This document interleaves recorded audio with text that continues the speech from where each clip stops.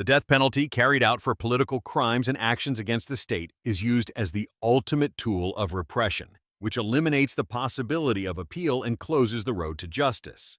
Public executions held in markets, sports fields, and waterfronts are theatrical in nature and serve to intimidate, forcing immediate submission of society and subordination of local communities. Police disappearances of people arrested for political reasons occur without information for families, causing permanent uncertainty and a dramatic inability to obtain news about the fate of loved ones. Kwanliso are political prison camps where prisoners are subjected to prolonged labor and brutal conditions, and life there means chronic exhaustion and high mortality. Forced labor in mines, construction sites, and forests takes place with minimal rations and without safety protections, often ending in permanent disability or premature death. Torture used during interrogations includes beatings, sleep deprivation, and violence. Their aim is to break resistance and force public or false confessions. Collective punishments carried out according to the rule of 3 generations entail repression against the suspect's family, causing multi-generational exclusion and degradation of living conditions. The deportation of families to northern and border areas is used as a punitive measure, leading to isolation, loss of crops, and practical deprivation of means of subsistence. Confiscation of land, homes, and savings weakens whole households, leaving them without means of production and the possibility of undertaking legal work. Exile to forced agricultural labor requires intensive seasonal effort without pay, depriving people of the chance for stabilization and local food security. Forced ideological re-education consists of long sessions of indoctrination, self-criticisms, and trainings aimed at breaking independent thought and instilling conformist attitudes. Reducing rations of food and fuel is used as an instrumental administrative punishment, leading to malnutrition, weakened health, and increased mortality among the punished. Forcing people to inform directs suspects to surveil and accuse their own relatives, which destroys trust and weaves society into a web of suspicion. Public humiliations and penitential displays expose the accused to denunciations before neighbors, serving as a demonstration of what will happen to the disobedient. Administrative arrests without trial mean detentions for an indefinite period without access to legal defense, nullifying the fundamental right to a fair hearing of charges. Conditions in penal institutions are characterized by malnutrition, lack of medical care, and epidemics, which significantly raise prisoner mortality. Escapees' accounts indicate forced sterilizations as a form of reproductive control against selected groups, a practice rarely officially verified but described by witnesses.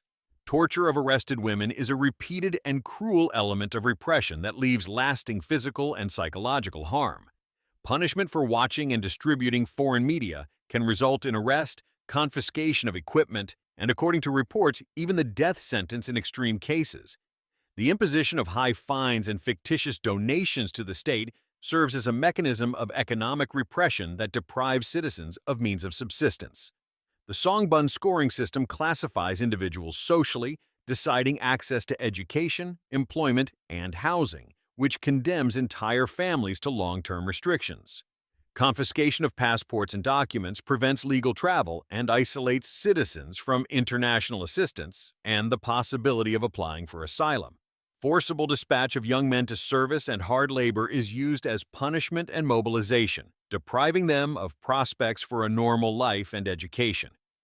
Public punishment for expressing one's opinion at work or at school removes space for free speech and threatens immediate professional reprisals.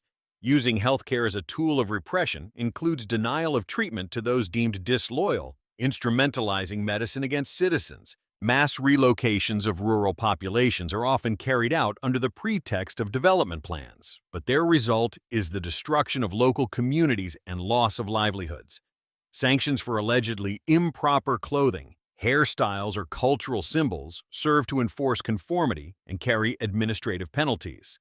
Forced public self-criticisms compel individuals to utter humble confessions, intended to enforce loyalty and stifle any dissent.